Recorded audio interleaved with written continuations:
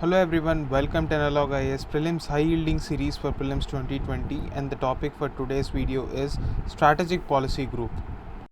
So before we actually begin to talk about the Strategic Policy Group, let us try to understand the National Security Council, or it is also called the Rashtriya Suraksha Parishad. So this is an executive government agency. Note this point, it is an executive government agency, not a statutory body.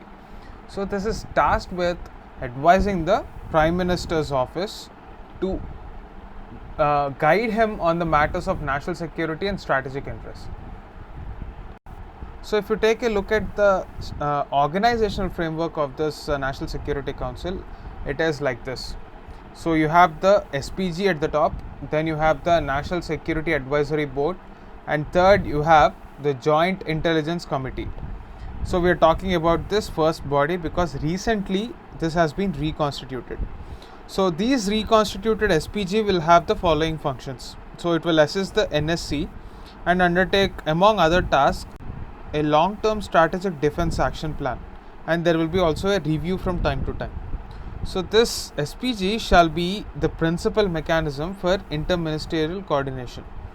The reason for interministerial coordination is pretty evident because security aspects are rarely confined to the Ministry of Defense, and we need various departments to work together for national security. So who are the members of this group? As far as our UPSC prelims is concerned, you have to remember that neither the Prime Minister nor the Defense Minister forms a part of this SPG.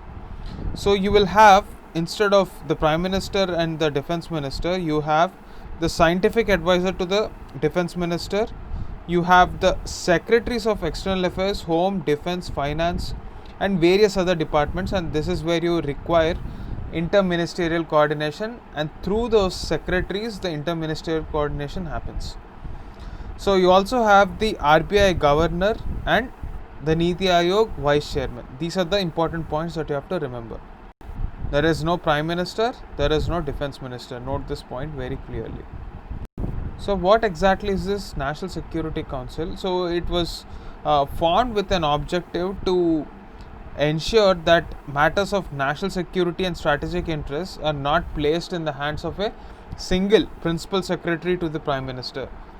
In the backdrop of the growing animosity with Pakistan, the government has back then decided that there is definitely a need for a national level security doctrine, and before that there is a need for a strategic framework within which the government must function. So this is the culmination of that thought process.